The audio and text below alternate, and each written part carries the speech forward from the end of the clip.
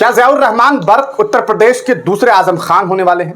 ये बात हम बार बार क्यों कर रहे हैं, क्यों ये बातें की जा रही है, क्या इसके पीछे की वजूहात है? पिछले कुछ दिनों में, पिछले कुछ हफ्तों में जिस तरीके की खबरें ज़ियाउर रहमान बर्क को लेकर के आई है वो काफी चौंकाने वाली रही है। ज़ियाउर रहमान बर्क के ऊपर मुमकिन है कि आने वाले दिनों में मुर्गी चोरी, बकरी चोरी या फिर भैंस चोरी का ही इल्जाम लग जाए। ऐसा इसलिए कह रहा हूं क्योंकि अब उनके ऊपर जो चार्जेस लगने शुरू हुए हैं वो अलग ही लेवल के। पिछले दिनों आपने खबर सुनी कि उनके ऊपर यह आरोप लगा कि संभल में जो हिंसा हुई उसके पीछे ज़ियाउर रहमान बर्क है और उनके ऊपर एक जो है एफआईआर दर्ज करवा दी। इसके बाद आपने सुना कि किस तरीके से ज़ियाउर रहमान बर्क के ऊपर एक और मामला जो है वो दर्ज करने की बात सामने आई कि आज से लगभग 6 महीने पहले एक एक्सीडेंट होती है और एक एक्सीडेंट हुआ, उसमें जो है एक व्यक्ति की मौत हो गई। अब यह आरोप तय किया जाना शुरू किया गया कि ऐसा है कि ज़ियाउर रहमान बर्क उस गाड़ी में मौजूद थे जिस गाड़ी से उनका एक्सीडेंट हुआ था, उस आदमी की मौत हुई थी। तो यह भी एक बड़ा आरोप लगा। अब तीसरी बात सामने आ गई है और यह तीसरी बात और काफी चौंकाने वाली है। इस बार इनके ऊपर आरोप लगा है बिजली चोरी करने का, यानी कि ज़ियाउर रहमान बर्क ने बिजली चोरी की है। आप सोचिए, एक सांसद के ऊपर अब मुर्गी चोरी, बकरी चोरी का ही आरोप तो बच गया। जैसे आप जानते हैं कि आजम खान के ऊपर क्या क्या आरोप लगे और किस बिना पर उन्हें जेल में कैद कर दिया गया। ज़ियाउर रहमान बर्क आप जानते हैं संभल से सांसद हैं, जनाब शफीकुर रहमान बर्क साहब के पोते हैं और ममलूकुर रहमान के ये बेटे।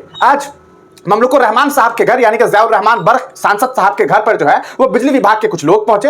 अकेले नहीं पहुंचे, सैकड़ों पुलिसकर्मी के साथ पहुंचे। मानो ऐसा लग रहा हो कि किसी बहुत बड़े मुजरिम को पकड़ने के लिए जो है ये लोग जा रहे हैं। ठीक है, सेफ्टी के लिए और अलग अलग वजूहात की वजह से यूपी पुलिस ने ऐसा किया होगा और बिजली विभाग ने ऐसा किया होगा, उस पर बात नहीं करेंगे। बात करेंगे कि आखिरकार उसके बाद क्या हुआ। जब ये टीम पहुंची तो वहां जांच पड़ताल शुरू हुआ। बिजली मीटर की जांच पड़ताल के बाद मालूम चला कि ऐसा है कि जो जनाब ज़ियाउर रहमान बर्क है, जो सांसद महोदय है, उन्होंने जो है वो वहां पर सही तरीके से पे नहीं किया बिजली बिल। और ये खबर सामने आ रही है मीडिया रिपोर्ट्स के अनुसार, हालांकि मैं इस बात की पुष्टि नहीं कर रहा हूं कि ये दावा किया जा रहा है कि ज़ियाउर रहमान बर्क के घर के बिजली बिल जो है वो 0 आ रहा था कई महीनों से। अब ये सोचने वाली बात है कि ऐसा कैसे हो सकता है। अच्छा, अब इस पूरे मामले पर ममलूकुर रहमान ने यानी कि इनके पिता ज़ियाउर रहमान बर्क के पिता ने बड़ी सफाई दी है। उन्होंने बड़ी बात कह दी है और ये बड़ा दावा ये है कि इनका ये कहना है कि ऐसा है कि हम अपने घर पे जो बिजली का इस्तेमाल कर रहे हैं वो सोलर पैनल से इस्तेमाल कर रहे हैं।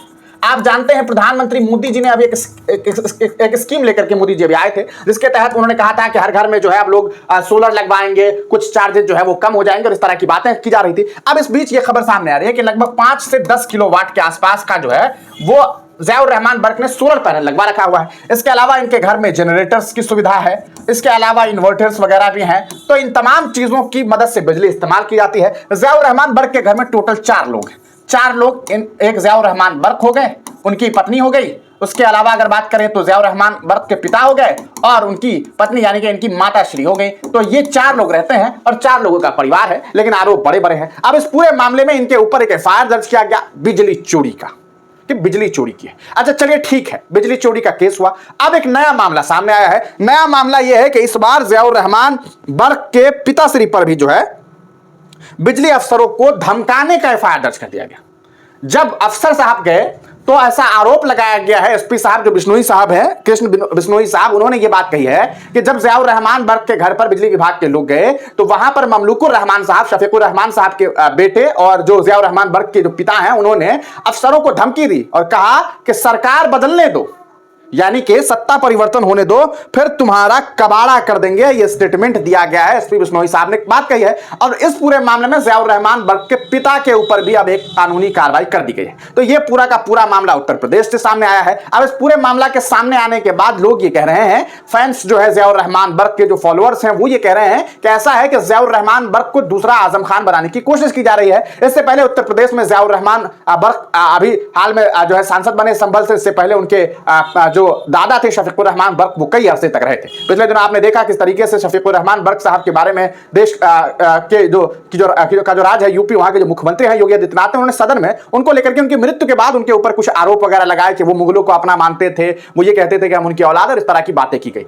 अब इस पूरे मामले में सवाल यह है कि क्या जिस तरीके से आजम खान प्रताड़ित हुए उसी तरह प्रताड़ित करने की कोशिश की जा रही है। इरफान सोलंकी जेल में है, आप जानते हैं। तो क्या इस तरीके से ट्रैप में फंसाया जा रहा है ज़ियाउर रहमान बर्क को? आप क्या सोचते हैं? अपनी राय कमेंट सेक्शन में जरूर दीजिएगा।